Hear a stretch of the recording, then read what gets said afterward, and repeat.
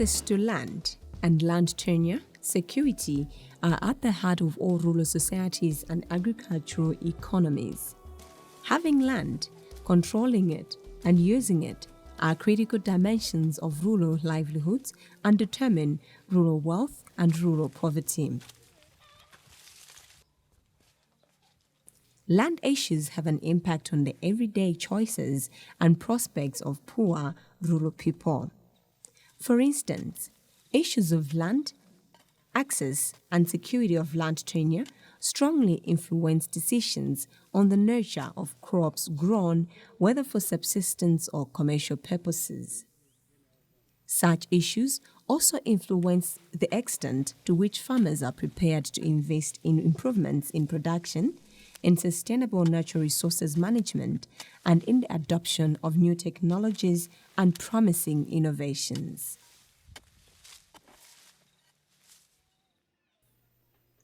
Malawi is one of the poorest countries in Africa and has a total of 11.8 million hectares, and close to one-third of the hectares is water. The water includes Lake Malawi, Lake Chilwa, Lake Malombe, and 6 big rivers flowing across the country. For this reason, rearing land in Malawi is scarce because only 5.3 million hectares of the available land is suitable for cultivation. The rest of the land is hills, steep slopes, and marshes. Considering the elevated population of Malawi, this has created pressure on land as it has become fragmented, smaller and smaller as families keep growing, to the extent that the average landholding size is less than 0.8 hectare per family. Land is recognized as a key resource for enabling the poor people to come out of poverty. And land is also a key resource that enables social and economic growth of the nation.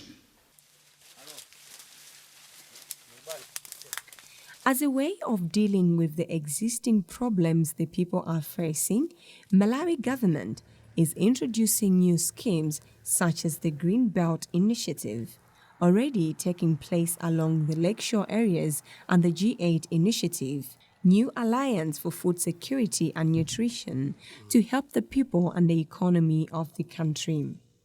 In Malawi, we have for a long time practiced subsistence farming. And this has not helped the economy to grow because subsistence farming is only producing food for family household needs. And one solution that has been considered as a part of the economic recovery of Malawi is to go large-scale production on farming. Looking at the current developments, it is very important that land tenure systems be put in place and up to date, as they can have a major impact on the outcomes of externally supported projects and programs designed to improve the livelihoods of poor rural men and women. At the same time, externally supported projects could further threaten poor people's access to land and tenure security.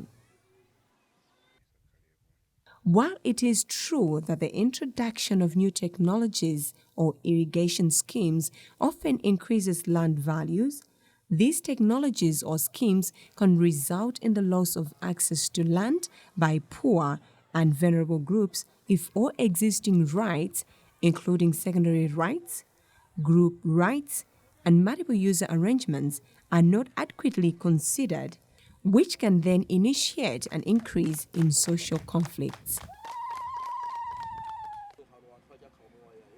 In January 2013, the Western Cape University, with funding from the Australian Development Corporation, subcontracted LandNet, which is a network of organizations working on issues of land and natural resources that affect land, to contribute towards a SADC region action research under the title Commercialization of Land and Land Grabbing, Implications for Land Rights and Livelihoods in Southern Africa. The support we received from the University of Western Cape, and this support is for a research component where we are together with other researchers in other countries apart from Malawi, are contributing in researching on commercialization of land and its impact on the livelihoods of the poor, on the livelihoods of the smallholder farmer. What processes have been used? What type of consultations have taken place? And what role has the current legal framework played? And in which areas should the legal framework transform to make these processes conducive to the smallholders' food security? The research, which has also received more support from other financing organizations such as AGRA, Oxfam, and Action Aid, reveals that there are conflicts taking place in Chikwawa and Kotakota districts, which are the two sugarcane growing areas in Malawi where Ilovo Sugar Groups operates. The group is Africa's biggest sugar producer and has extensive agricultural and manufacturing operations in 6 African countries, including Malawi. The group produces raw and refined sugar for local, regional African, European Union (EU), United States of America, and world markets from sugarcane supplied by its own agricultural operations and independent outgrowers who supply cane to Ilovo factories. The group also employs an incredible number of people involved in agriculture, manufacturing, finance, marketing, and administration. In Malawi alone, around 5,480 people are permanent employees, while approximately 4,520 are seasonal agricultural workers employed at peak periods on a fixed-term contract basis, primarily in agriculture. There is no doubt, therefore, that the government of Malawi has a great interest in assisting Ilovo carry out its schemes in the areas they are operating. There is going to be a public-private partnership where private companies will partner with government and will partner with communities to cultivate on big chunks of land. And Malawi government has made a commitment to make available land for this purpose in the country. And that land is supposed to be identified through negotiations with traditional authorities and with smallholder farmers. While it is certain that Ilovo's contribution to the economy of Malawi and its people's well-being is quite outstanding, some locals are of a negative feeling about some of Ilovo's schemes taking place in their areas. It seems that the government of Malawi, through the help of village chiefs and group village headmen, is forcing people to surrender their precious land to Ilovo's agricultural activities in order to meet the increasing demands of sugar for local consumption and export. Mbewu imene akuti bweresera iwowo ya nzimbeyi kwa ife ilibe phindu. Ndipo pobwera mbewuyi anabweresa mwachinyengo. Eni yake malowa osaziwa. Maluwa ndi athu otisira makolo athu. Sikuti opempha iyayi. Koma atiye pamodzi ndi kampani anabwera mwachinyengo. Eni yake ife osaziwa. Olo tikanaziwa malowa sitingalole kuti tilimepo mbewu ya chilendo ngati ya nzimbe. Anthu mafumu amene amakhala ku ofesi yakanyenda anawumiriza dziko lino kuno kwa grupa mgwini ndi akabwangalo kuti mufune msafune ife basi tilima mzimbe. Ndife dinadabwa kuti sikutiphera ufulu wathu kodi ife tikalima kuti popeza tili anthu ambiri ulimi wa mzimbi umangotenga munthu imodzi mahekita angapo pamene muno mdera lathu tili anthu ambiri. People in the area of village Headman Mgwinti in Kotokota district, which is the northern part of Malawi, produce over 90 metric tons of rice during every harvesting time. Some farmers in these areas testify that they are happy with their usual farming systems and are not willing to accept new farming technologies and schemes government and Ilovo are trying to thrust upon them. Ife ulime umene tikulima kuno kwathu ulime ndi wampunga, wachimanga, nyemba, tomato ndiye timalima ifeyo chifukwa umatithandiza timapeza ndalama kuchokera ku ulimi omwewo. Ndiye ife za ulimi umenewo ayi chifukwa taonerapo azathu amene akulima mzimbi imaonesa kuti akalima imabala njala. Ife kwathu kuno tinazowera kulima kukhala ndi chakudya.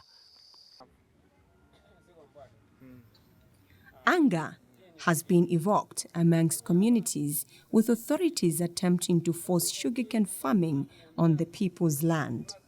There have been issues of violence between those that are supporting the new arrangement of sugarcane farming and those that are against it.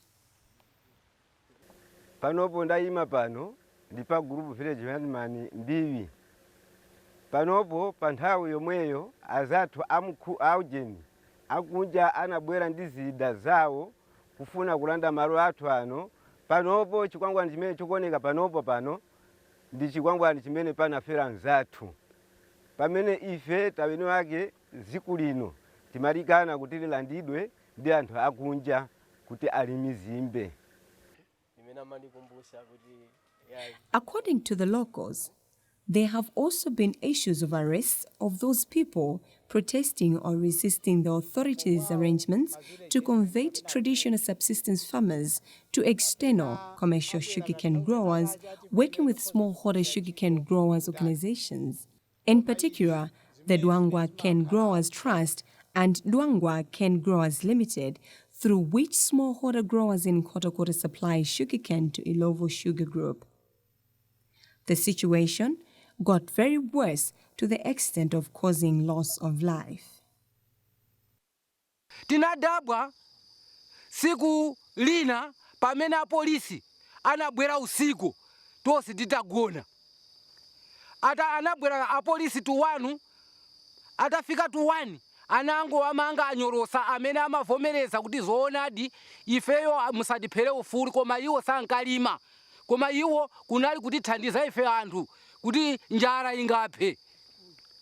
Koma iwowo anazatenga usiku atatenga kupita kuja ku polisi mmawa ndipo tinamva kuti atengedwa kupita ku polisi amangira chifukwa chiyani. Ipo tikavesese ku polisi tinanyamuka kupita ku polisi. Ku polisi kujapo wafusa polisi amafuna kuti bisira ifeyo kuti sali pano koma wokha nyorosawo anakweza manja kuti iyayi ndilimo muno. Ndiye mafuma nalowa kuona ndawosi awosi zakhala bwanji kuti mumtenge munthu nyorosa stiki phiri popeza munthu uyu sana lakwe kanthu kalikonse kapena sanabe akuti ayiyayi timafuna kuti tichezepo naye kayi mucheza naye chiyani akuti ayi mukhale kaye panja pang'ono azatuluka azabwera. Ndiye chodabwisa ife anthu khomo lililonse limene amatulukira anthu worowa mkati mpolisi opereka statement kapena otengedwa mlandu amasatulukira khomo lina la pa urbi koma potuluka iwo anatulusira kuseri pofika panja powagwira munthu salankhula. Zakhala bwanji posachedwapa munthu anagwa pasi ifa ndi yomweyo. We have situations where people have actually died in fights over land concerning growing of commercial crops, and this has posed a major challenge on land governance. Pano ndi pamali pamene tinayika stiki nyorosa phiri amene iwo anali president wathu amkhutu amene iwonso amayimira anthu kuti anthu tizipeza chakudya. osati njala iyayi. Koma munthu uyo anafera ku polisi. Apolisi mpaka na pano palibe chimene anatiuza. Kuchokera 2012 mpaka na pano.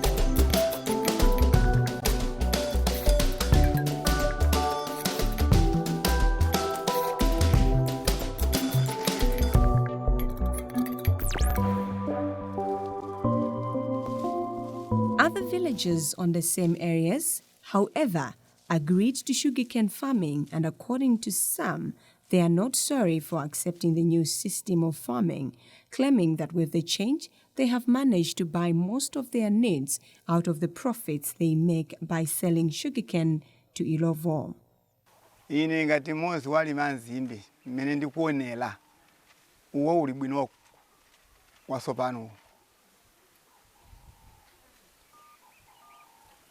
Shwapano mnyumba mwanga mnalibe bedi, mnalibe matresi, sofa zonse ndili nazo. What has happened in Dwangwa is that quite a number of people, villages, have offered their land to grow sugarcane, which is a positive development. But we found out that there are 5 villages under one group village headman who have said no, we don't want to grow sugarcane. And there is a conflict between the community that is growing sugarcane and the community that is not growing sugarcane. The one that is growing sugarcane is saying this other community doesn't want development. They want Malawi to lag behind. The community that is refusing to grow sugarcane, they are making calculations, financial calculations from what they are getting from sugarcane. They are saying that when we grow rice, the timing of sale is determined by ourselves. If a person has a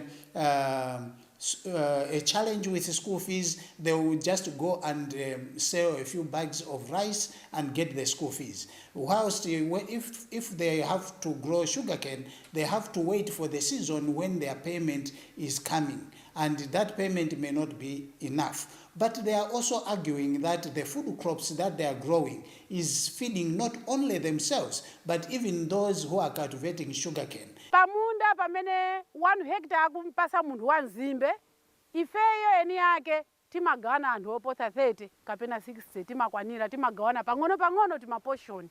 Tikakolola nthawi iliyonse timakhala ndi ndalama. Mwana akadwala masiku ano kuli malungu, pafupi ana kudwala, timangonyamula thumba nyumba ulendo kukagulisa 6,500 ndiye kuti mwana tapita naye ku 7th day ku chipatala cha mission kofuna ndalama kulipira. Chipatala cha boma kuno chili kutali. Pamenepo onse kudusa pamenepo ana kapena anthu odwala matenda aezi timadiyesa mbewu zake zimene zakasintha timasungira mmenemo. Azimayi vyokolo amene anasiya amuna awo analandidwa malo mwachifamba, koma tinatenga ifeyo kwakumbatira pamodzi ndi afumu athu a group akanyamng'ondo kwagayiranso malo amenewa kuti azipezako pang'ono. Ndiye ulimi wa chilendo wa nzimbe kuti ibwero mbewu imeneyi akutilanda malowa pamene pakukhala anthu awiri, ndiye kuti pafupifupi 2 hectares apha ife anthu okwana 70 kapena 80. Ine ndine mayiphiri chokera kuno kwa Kafuzira, pedu mulimi wa nzimbe pamene ndikulipa kuno kumkoma. Ulimi wathu tinawuyamba mchaka cha 1996. Tinayamba alimi ochepa. Fachitukukochi tidaonera kwa zathu akulima nzimbe akupindula. Nenda fe unachota ndafeso tipake bwanji koma nafe tiyambe ulimi umenewu. Ndiye tinawuyamba pang'ono alimi ochepa, tinalipo alimi 11. Kenako atatithandizira zathu aboma natilowera kutithandizira. Ulimiwu ukhanga tikutivutirako chifukwa choti sitikuthirira, koma ife alimi tikufunisa kuti ukhale othirira chifukwa ngati tizithirira madzi ndiye kuti tizipeza phindu lokwanira. Ngati anzathu ena timamvera kuti amalima munda wa 2 hectares koma makolola mwina ndalama zokwanira 3 miliyoni, koma kunoko sitikwanisa chifukwa cha madzi.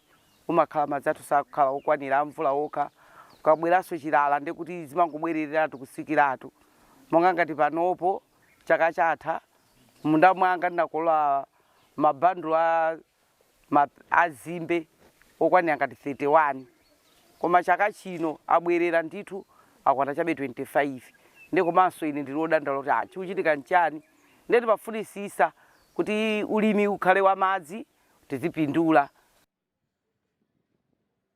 Chikwawa district is another area where Ilovo Sugar Group operates. A similar situation also occurred in T.A. Ngowe's area, where one rich politician acquired about 20,000 hectares of land with the aim of supplying sugarcane to Ilovo. The extent to which local communities were consulted and given a voice over the manner in which community land is alienated is the biggest concern. This did not please the locals, considering that they are already struggling for farmland as a result of the increasing population affecting the whole country. Chaka cha 2010 pamene tinaona choambira chodabwitsa kwambiri yomwe tidadabwanacho tinaona galimoto ili kuyendaenda kumadamboko. Anthu amene anaona galimoto akuti waenda galimoto kumadamboko mwaziona ngati muli akhembo